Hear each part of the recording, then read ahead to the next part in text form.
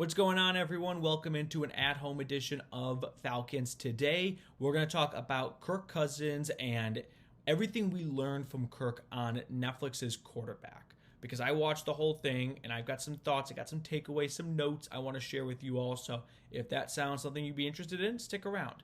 I do want to start by saying I'm sorry. My performance has been unacceptable this past week. Not getting the volume of videos out that I would like and the consistency either. I don't want to be, the blame guy and pass it off to someone else. The buck stops here, but I am going to put a little blame on American Airlines because not once but twice now I have sat at the airport and they have canceled my flight. So my initial trip now has been delayed 72 hours based on how the cancellation, rebooking, another cancellation, and then the next rebooking, not for another 36 hours. So I'm going to put a little bit of blame on American Airlines. So if you're watching from AA, this is your fault. But let's talk about Kirk Cousins. So I watched Netflix's Quarterback, which I'll just say is awesome, and I really enjoy watching it. It's always fun to get a behind the scenes, kind of feel for what these players are like and whatnot. And I got some cool little anecdotes from that. But first and foremost, Archangel. Is this you?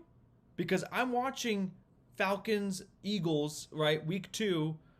Atlanta beats Jalen Hurts, the only team to beat a healthy Eagles team all season long. And the Netflix quickly pans over to a Falcons fan. I'm like, holy shit. I pause is that Archangel right there? So if you don't know, Archangel's a long-time commenter on this channel. He's a day one OG guy. So I know he always has the big hat. But anywho, Archangel, let me know if that's you. Overall, some thoughts I had from it. One, I think Kirk Cousins is a very nice guy who's kind of dorky, and we already knew that. That's not new information. And I think he's being a little bit too nice. And here's what I mean by that. We've all seen the comments that he said he was misled by the Falcons when they signed him and they drafted Michael Penix. I think he was lied to. I think he was just flat out lied to. His agent, Brian McCartney, is a longtime NFL agent. And I believe McCartney had frank conversations with the Minnesota Vikings about their intentions in the draft. And I think they told him we're going to draft a quarterback, which is why Kirk Cousins partially went to the Falcons. The other reason was the Vikings, I think, just wanted to go year by year, whereas Atlanta was willing to offer a 4-year contract. So I think those two factors drove Kirk from Minnesota to Atlanta because he said, if I knew the Falcons would have taken a quarterback, I would have stayed with the Vikings because I liked Minnesota. I liked being there. I think they just lied to Kirk. I think there was a conversation. This is just my theory. I think there was a conversation had between Kirk, his agent, Terry Fontenot, and Raheem Morris, the four of them. And I think there was a moment where a point-blank question was asked. What are your intentions with that 8th overall draft pick? And I'm not going to say the Falcons gave a definitive answer like, we're going to take this guy. We're going to take, Dallas Turner. He's not a Falcon. But I'm sure that would have been a good opportunity for them to say, we're looking at quarterback. And they didn't. And the Kirk Cousins, camp might have gone as far to say, will you take a quarterback at 8? And the Falcons would say no. Try not to lose him. Knowing if we say yes, he's not going to want to switch teams to compete with the rookie, where he can just stay in Minnesota and not move and still compete with the rookie. And probably not as good of a rookie since the Vikings are picking behind the Falcons. So that's my first thought I have right there. Next thought, this is just not in the weeds of the football side of things, but the personal side of things.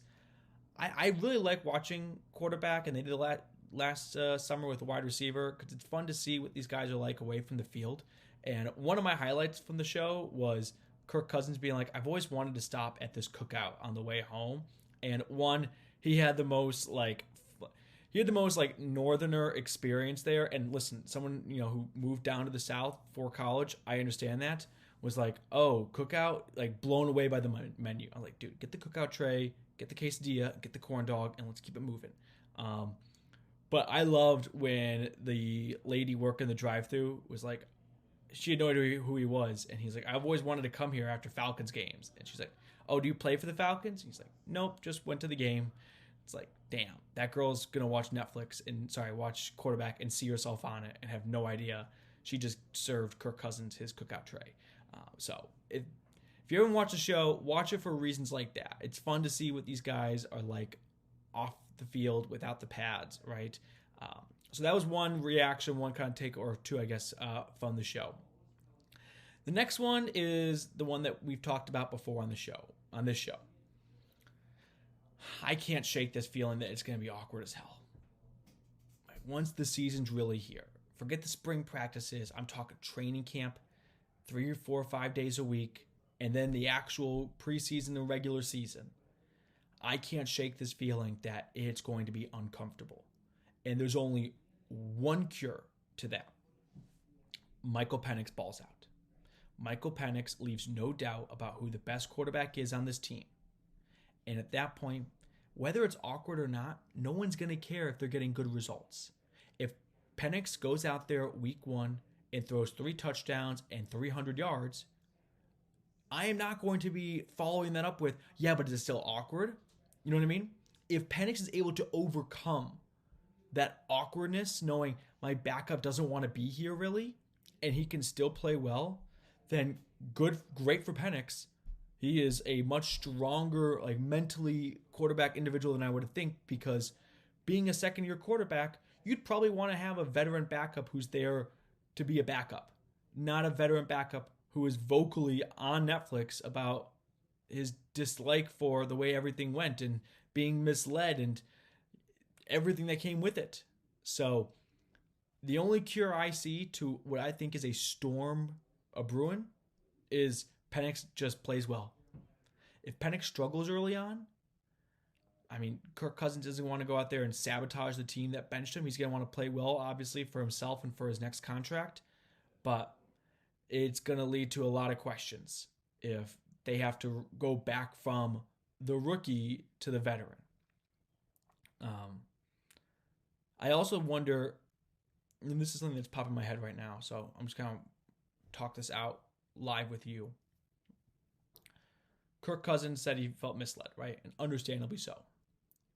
And I think that is exactly what led to him not taking himself out after the shoulder injury, which he talked about.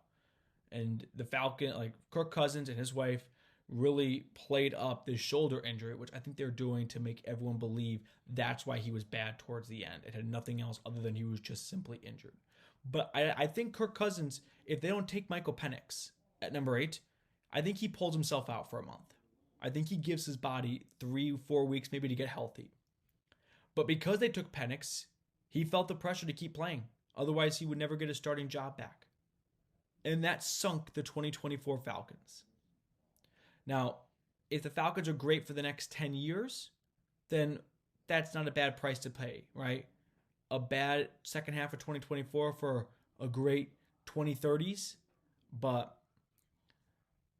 that decision to take Penix led to Kirk Cousins not wanting to voluntarily walk off the field and led to the season going down the crapper.